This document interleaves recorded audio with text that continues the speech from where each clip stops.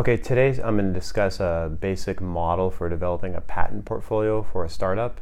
One of the advantages of this model is that it involves minimal initial investment into for legal fees and USPTO fees, but it helps clients maintain a flexibility that is necessary for later development of their patent portfolio. And hopefully this will become obvious as I walk through the model. So I'm going to draw the model out now. So one of the key ideas of patent law is that it is a race to the patent office. First to file is the entity that receives the patent, and like I like to tell clients, second place is the same as last place. So it's really nice to begin with a provisional patent application. And I'm going to draw the provisional patent application as a cloud because we're not really defining inventions or any types of boundaries on the ideas at this point. What we want to do is disclose as much technical detail as possible. But at the same, that way we include your invention, but it's okay to be aspirational and have additional ideas that may not end up in an eventual patent application. So I draw the provisional as a cloud, and I'm just going to genericize a set of inventions as letters. So there's invention A, invention B, invention C, etc. And I call this a unitary patent application because it includes these different inventions. And the key for these inventions is they need to be technically related or they need to be related to the same product. You don't want to include disparate technical inventions. Like, for example, if you had a SAS algorithm, you don't want to include a sleeping bag material patent in that or invention in that would be kind of an awkward fit. So as long as the inventions are related technically, which they usually are in a startup, or they're centered on the same product. So they may be technically different, but there's some technical overlap. That's sufficient for what to include in the unitary provisional patent application. And so this is time as we go in this direction in the model. So I'll just give this like a generic, just a filing date. So I'm recording this in October 2017. So this is the filing date of the provisional patent application. So A, B, and C received this filing date. And so the limitation on the provisional patent application is that within 1 year of its filing, you need to file the utility patent application, or you'll sometimes hear it called the non-provisional patent application. And what that is just when you think of a patent application, that's what the utility patent application is. So you need to parse out one invention and file that as the utility application within 1 year in order to preserve this provisional filing date. And so, which is say that A is filed first as the utility patent application. And here's the boundary of 1 year. Typically, there's various reasons why what will trigger the filing of the first utility application. Quite often, it's investors, like venture capitalists, et cetera, will say it's time to file a provisional patent or file the utility application. Or you want to begin if there is no triggering event, you want to begin the filing of the provisional patent application around the 9, 10 month, 11 month mark. One thing I suggest to clients is that quite often some of these ideas may not be fully developed in a product or exposed to the public within a product. And so it's nice to give yourself some time to let the invention develop and mature so that when we do file the utility application, we can put in any tweaks or improvements that you've invented in the interim. So sometimes A might even become A prime.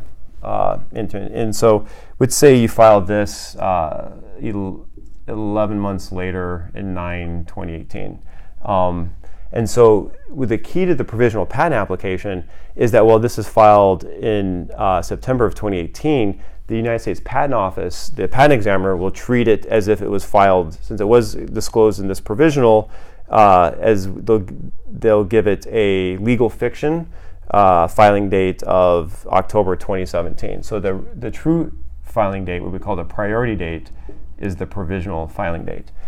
And then what's nice about the patent office or this model is that the utility application, while it's pending at the patent office, which will be 2, 3, 4 years, depending on how fast the examiner looks at it and how fast it issues as an application, while it's pending at the patent office, then in sequence or parallel, based on various business intelligence reasons, you file the other applications. And so this allows you to push legal fees for filing patents, which can be kind of expensive, and prosecuting the patents with the patent office, which can also be expensive, down the road. So after you're monetized or you have rounds of investment that make legal fees a little more trivial than in the early stage of a startup application, when it's really important to kind of focus your funds on developing products and hiring engineers, etc. So let's just say you filed this in 2020 and 2019. Still, because they show up in the unitary provisional patent application, the patent office will treat this as a 10/2017 date and a 10/2017 date.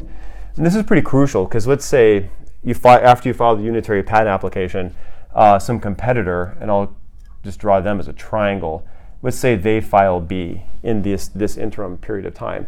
So when the patent examiner eventually takes up this application to review, he or she will see this earlier filing, let's just call this like February of 2018, and they'll reject your application in the future because of the earlier prior art. But then what you do is you just show the examiner, on pages 2 through 7 of the provisional application, we described invention B here, and this was filed beforehand, so we get this date, and the examiner will typically agree. If you have a sufficient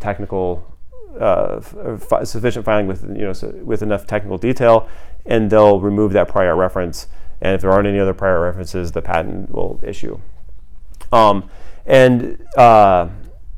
What's also nice about the provisional patent application is that because it is, I tell clients to model it as a time-stamped data dump with the patent office. It doesn't have the strict formatting requirements of the utility applications, because these get published and patent applications need to look the same.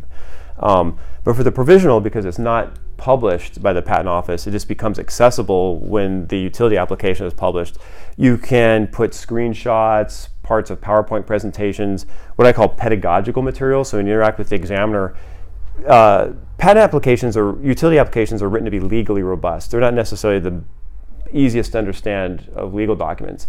So we can put some of those pedagogical tools, like I mentioned earlier, the screenshots, PowerPoint presentations, etc., in an appendix of the provisional. So when we interact with the examiner, we can explain the inventions in plain English and show examples of the inventions maybe. It depends on the invention.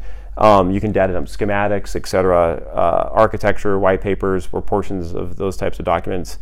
And so you can explain the invention to the examiner in plain English over the telephone, and then once they understand what the invention is in plain English, then you can begin talking about the prior arts and the claims and how the claims are different from the prior art and the kind of the denser legal language and legal arguments.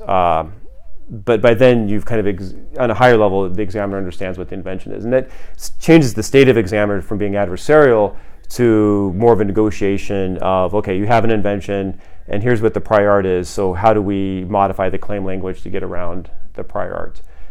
And that's a good place to be, because if examiners are making suggestions to you on how to amend patent claims, they very rarely reject themselves. And another advantage of this model too is that this application will typically be taken up by a patent examiner prior to the other ones that you file subsequently. And if these are technically related and this one issues, the examiners will identify a phrase or a set of terms that if you put in the claim section, that makes the patent eligible for issuing or the patent application eligible for issuing as a patent. And so once you identify that information, you can then include it in subsequent filed applications. And so these ones, if that becomes the case, these will issue quite easily, quite often. That's another goal. And a lot of it just depends on the nature of the inventions. But yeah, and this is a typical model that I recommend for startups to begin developing their patent portfolio.